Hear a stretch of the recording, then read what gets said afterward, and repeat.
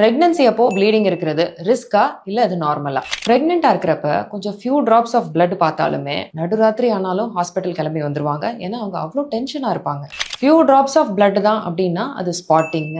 இதுவே ஜாஸ்தியா வருது, கஷ் ஆஃப் ஃப்ளூயிட் மாதிரி வருதுன்னா அதுதான் ப்ளீடிங்னு சொல்லுவோம். இதுக்கு காமனான ரீசன்ஸ் இந்த 6 விஷயம் தாங்க இருக்கும். Number 1, local causes. கர்ப்பப்பை வாயில புண்ணோ சதையோ கட்டியோ இருந்தா அதனால வரலாம்.